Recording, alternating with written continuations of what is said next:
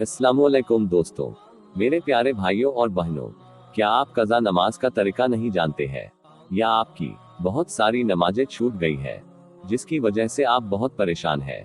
प्यारे दोस्तों, आप बिल्कुल भी परेशान ना हो। आज हम आपको कज़ा नमाज पढ़ने का सही तरीका बताएंगे। दोस्तों, नमाज अल्लाह का हक है जिसका अदा करना हर बालिग मर्द और औरत पर फर्ज है। जिस तरह नमाज पढ़ने की फजीलत हदीस में बयान फरमाई गई है, उसी तरह इसके छोड़ने पर बहुत सख्त अजाब भी बताए गए हैं। नमाज की अहमियत इतनी बड़ी है कि हमारे प्यारे नबी सल्लल्लाहु अलैहि वसल्लम ने विसाल के वक्त भी नमाज नहीं छोड़ी और अपनी उम्मत को भी यही वसीयत फरमाई कि नमाज न छोड़ना। नाजरीन, आज हम आपको कज़ा नमाज का तरीका और इसके अलावा बहुत कुछ बताने वाले हैं, इसलिए वीडियो को आखिर तक जरूर देखना ताकि आपको कज़ा नमाज की मुकम्मल जानकारी मिल सके। लेकिन उससे पहले आप सभी से गुजारिश है, हमारे चैनल नबी की हदीस को सब्सक्राइब कर ले और घंटी के बटन को भी दबा दे ताकि जब हम ऐसी ही हदीसें और वजीफे अपने चैनल पर डालें तो आपको नोटिफिकेशन मिल जाए। दोस्तों, आज हम बिना किसी वजह के कई दिन की नमाजें छोड़ देते हैं। दोस्तों, नमाज का छूटना दो तरीके का हो सकता है, यानी एक तो वो नमाज जो हमारी किसी मजबूरी की वजह से छूट जाए तो उसकी कज़ा पढ़ने से अदा हो जाती है, और दूसरा वो जो हम जानकर छोड़ देते हैं लेकिन इसकी कोई कज़ा नहीं है क्योंकि ये हमने जानकर छोड़ी है और ऐसी नमाज फौत हो जाती है। सबसे पहले आप कज़ा नमाज, अदा नमाज और कज़ा उम्री नमाज में फ़र्क जान ले। कज़ा नमाज दोस्तों, कज़ा नमाज उसे कहते हैं जो नमाज का वक्त है अगर उस वक्त के बाद पढ़ी जाए, या जो वक्त नमाज का मुकर्रर किया गया है अगर वो वक्त किसी मजबूरी, गफलत या और किसी वजह से निकल जाए तो वो कज़ा नमाज होगी। मगर जो नमाज हमने जानकर छोड़ी तो उसकी कज़ा नहीं है। इसका सिर्फ एक ही हल है, अल्लाह से अपने गुनाहों की तौबा करे और इस्तग़फ़ार का एहतमाम करे। अदा नमाज दोस्तों, अदा नमाज तो सभी को मालूम होगी। जो नमाज सही वक्त पर पढ़ी जाए या अव्वल वक्त में पढ़ी जाए तो वो अदा नमाज कहलाती है। अव्वल वक्त वो है जब अजान की आवाज सुनो तो नमाज की तैयारी शुरू कर दो। कज़ा उम्री नमाज, ये वो नमाज है जिसकी कई सालों की नमाजें कज़ा हो गई हो। इसके नाम से पता चलता है कि जो नमाजें हमारी सारी उम्र में कज़ा हुई है या जब से आप बालिग हुए हैं उसे कज़ा उम्री नमाज कहते हैं। इसके अलावा अगर हमारी कुछ दिन या हफ्ते की नमाज कज़ा हुई है तो उन्हें कज़ा नमाज ही कहेंगे। दोस्तों, कज़ा नमाज में सिर्फ फर्ज और वाजिब पढ़े जाते हैं, सुन्नत और नफिल माफ है। अब आप खुद ही अंदाजा लगा सकते हैं कि फजर की 2 रकात फर्ज, जोहर की 4 रकात फर्ज, असर की 4 रकात फर्ज, मगरिब की 3 रकात फर्ज और ईशा की 4 रकात फर्ज और 3 रकात वित्र वाजिब पढ़े जाएंगे। इस तरह कुल 20 रकात आपको दिन में पढ़नी है। इसके साथ ही साथ कुछ फुकहा ने कज़ा नमाज को मुख्तसर पढ़ने का तरीका भी बताया है ताकि हमारी कज़ा नमाजों में कमी न हो सके और हमारे लिए आसानी हो जाए। दोस्तों, अगर आपकी 2 या 4 दिन या कई दिन की नमाजें कज़ा हुई है और आपको दिन और तारीख याद है, और अगर आपकी एक दिन की नमाज कज़ा है तो आप तरतीब से, यानी पहले फजर फिर जुहर फिर उसके बाद वाली, इस तरह अदा करें। और अगर एक दिन से ज्यादा नमाजें कज़ा है तो आप पहले कोई भी नमाज पढ़ सकते हैं। दोस्तों, अगर आपकी एक दिन की फजर की नमाज कज़ा हुई है तो आप इस तरह नियत करें, नियत करती हूँ मैं 2 रकात नमाज फर्ज की। वक्त कज़ा फजर का वास्ते अल्लाह ताला के, रुख मेरा काबा शरीफ की तरफ, अल्लाह अकबर। अगर आप कज़ा उम्री नमाज पढ़ रहे हैं तो आप सबसे पहले किसी डायरी वगैरह में नोट कर ले कि मेरी इतने साल की नमाज कज़ा है। सही तादाद तो किसी को मालूम नहीं होती है, बस आप अंदाजे से लिख ले, मगर नमाज की तादाद कम नहीं होनी चाहिए। कज़ा नमाज का तरीका सबसे आसान ये है कि आप एक दिन में अपनी एक दिन की कज़ा नमाज तो जरूर अदा करें। इससे आपको कज़ा नमाज अदा करने में आसानी हो जाएगी। कज़ा उम्री नमाज की फजर की नियत करती हूँ मैं 2 रकात नमाज फर्ज। जितनी मेरी फजर की नमाजें कज़ा हुई है उनमें सबसे पहली नमाज की वास्ते अल्लाह ताला के रुख मेरा काबा शरीफ की तरफ, अल्लाह अकबर। अगर आप एक दिन की पढ़ रहे हैं या 2-3 दिन की कज़ा नमाज पढ़ रहे हैं तो आप इस तरह नियत करें, नियत करती हूँ मैं 4 रकात नमाज फर्ज कज़ा जोहर के। यहाँ पर आप दिन का नाम भी ले सकते हैं, वास्ते अल्लाह ताला के रुख मेरा काबा शरीफ की तरफ, अल्लाह अकबर। और अगर आप कज़ा उम्र पढ़ रहे हैं तो बिल्कुल वैसे ही नियत करें जैसे हमने फजर की कज़ा उम्री नमाज की नियत बताई है।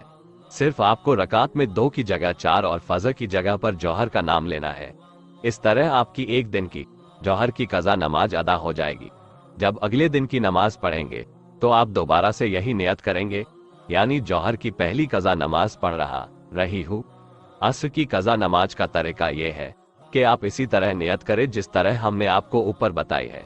सिर्फ फर्क यही है कि आप रकात और वक्त का ध्यान रखें और इसी तरह नियत कर ले। जब भी आप कज़ा ए उम्री नमाज की नियत करें तो यही कहना कि जितनी मेरी नमाजें कज़ा हुई है उनमें सबसे पहली नमाज अदा करता हूँ।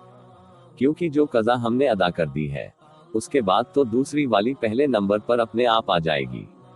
जिस तरह हमने आपको और नमाजों की नियत बताई है उसी तरह मगरिब की नमाज की नियत होगी। मगरिब में 3 फर्ज पढ़े जाते हैं। आप चाहे इन्हें नमाज से पहले अदा करें चाहे बाद में, इसमें कोई हर्ज नहीं है। इसी तरह आप कोई भी नमाज किसी भी वक्त में अदा कर सकते हैं। अगर आपकी 5 नमाजों से ज्यादा नमाजें कज़ा है, नाजरीन जिस तरह और नमाजों की नियत की है उसी तरह ईशा की नमाज की नियत करनी है। इसके अलावा इसमें फर्ज के साथ वित्र भी पढ़े जाते हैं। वित्र की नियत आप कुछ इस तरह कर सकते हैं। नियत करती हूँ मैं 3 रकात नमाज वित्र वाजिब, जितनी मेरी ईशा की नमाज कज़ा हुई है उनमें सबसे पहली नमाज की वास्ते अल्लाह ताला के रुख मेरा काबा शरीफ की तरफ, अल्लाह अकबर। दोस्तों, ये बहुत अहम सवाल है। हमारे बहुत से भाइयों और बहनों को कज़ा नमाज का टाइम पता नहीं होता है। हम आपको बता दें, कज़ा नमाज 3 मकरूह वक्त के अलावा किसी भी वक्त पढ़ी जा सकती है। वो 3 मकरूह वक्त ये है: तुलू आफताब सूरज निकलते वक्त या सूरज निकलने के लगभग 20 मिनट तक कोई नमाज नहीं पढ़ी जाती।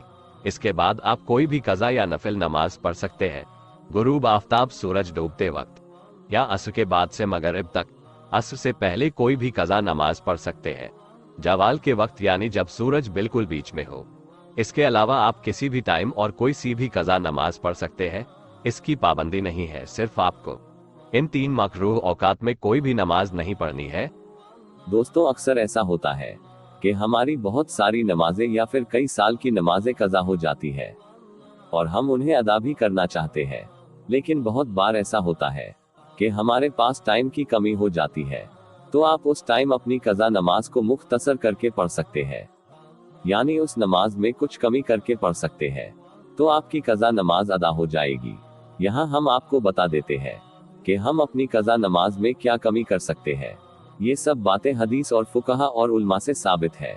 अगर आप कज़ा ए उम्री पढ़ रहे हैं तो आप सना आउजू और बिस्मिल्लाह को छोड़कर सिर्फ सूरह फातिहा और इसके साथ कोई सूरत पढ़ सकते हैं। रुकू में जाने के बाद 3 मर्तबा की जगह 1 मर्तबा भी सुबहाना रब्बियल अज़ीम, और सजदे में भी 3 मर्तबा की जगह 1 मर्तबा उसकी तस्बीह पढ़ सकते हैं।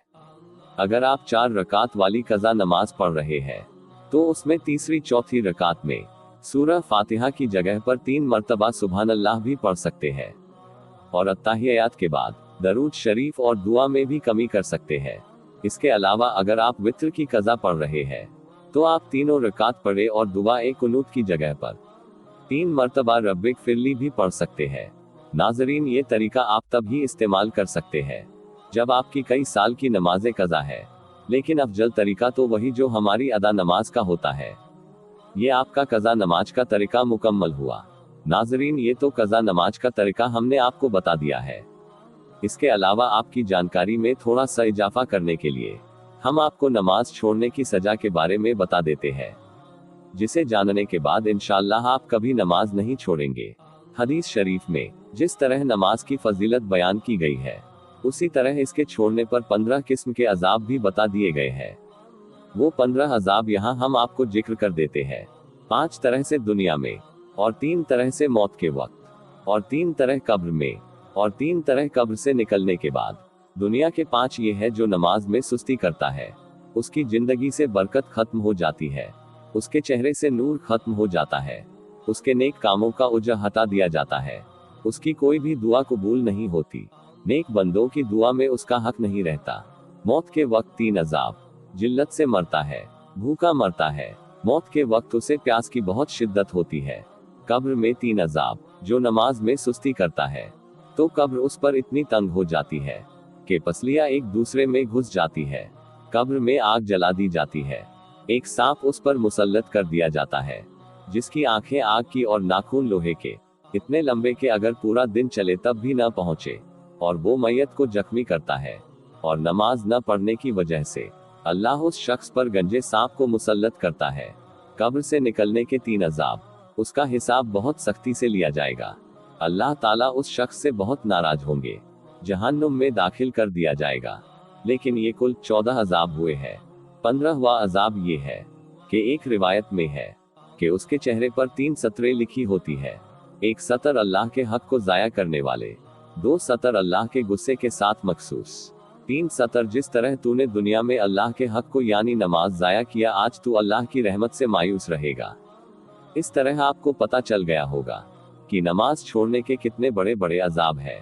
मगर अफसोस के लोग फिर भी नहीं डरते और नमाज छोड़ देते हैं। उम्मीद है कि इस नसीहत से बेनमाजियों को कुछ समझ आए। अल्लाह तमाम उम्मत ए मुस्लिमा को नमाज पढ़ने की तौफीक अता फरमाए। आमीन। अल्लाह ताला मुझे और तुम्हें कहने सुनने से ज्यादा अमल करने की तौफीक अता फरमाए। आमीन। खुदा हाफिज दोस्तों।